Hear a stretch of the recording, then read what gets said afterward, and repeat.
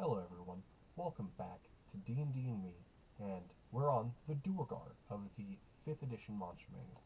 So, I know these are like the kind of evil versions of dwarves. I've read a little bit of the lore of the Duergar before in the past, so I think I know a little bit about it, but I also know there's a fuck ton of Duergar in the Mordecai's Stone of Foes, if I'm correct. So, this is just the 5th edition Monster Manual. This isn't even that, so. Anyway, to get straight into it, we're going to get into lore and then the stats. Duergar. The tyrannical Duergar, also known as Grey Dwarves, dwell in fantastic cities deep in the Underdark, using ancient dwarven knowledge and myriad slaves. They work tirelessly to expand their subterranean kingdoms. Most Duergar, including females, are bold and have ashen gray skin. They wear drab clothing designed to blend in with stone, along with simple jewelry that reflects their severe and utilitarian demeanor. Slaves to slavers. The Duergar were once dwarves before their greed and endless delving beneath the earth brought them into contact with the Mind Flayers. Held in captivity for generations by the Illithids, the dwarves eventually won their independence with the aid of the evil god Duergar. Slavery had forever changed them, however, darkening their spirits and making the Duergar as evil as the tyrants they once escaped.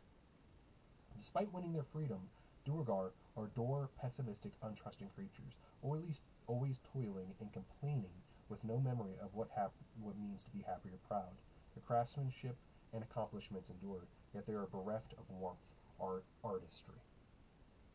Duergar make war against their dwarven kin and all other subterranean races. They forge alliances when it is convenient, then break those alliances when they have nothing more to gain. They take and hold slaves to toil in the Underdark, regarding them as free labor and crude currency. Tough as stone. Like dwarves, Duergar have strong constitutions, adding to their physical stamina and incredible mental fortitude resulting from their time as slaves to the Illithids. A Duergar's mind is a fortress, able to shrug off charms, illusions, and other spells. Born of darkness. The Underdark is saturated with strange magical power, which a Duergar absorbed over generations of imprisonment. A Duergar can increase its size and strength for a short time, becoming a powerful ogre-sized warrior. If it faces a foe it can't fight, or when spying on creatures approaching its territory, it can just as easily become invisible to slip away into darkness. Eons spent into the Underdark also sharpened their dark vision, allowing them to see twice as far as other dwarves. This keen eyesight comes at a cost, however, as a Duergar's vision is compromised by sunlight. Infernal Masters. Asmodeus, Lord of the Nine Hells, has been known to impersonate Duergar gods and to able to cultivate the evil brimming in their hearts of the Grey Dwarves. He offers them divine guidance and vengeance against their enemies while urging them on towards greater acts of tyranny, all the while concealing his true identity.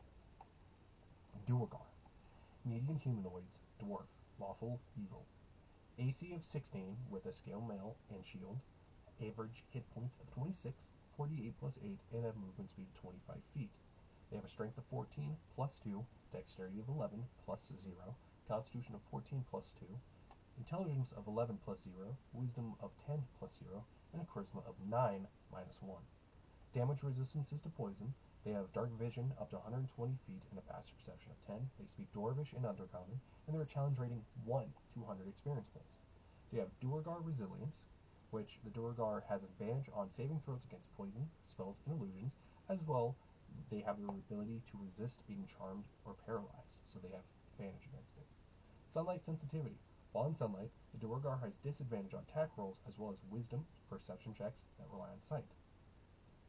Their actions, then cast Enlarge on themselves and recharges after a short or long rest.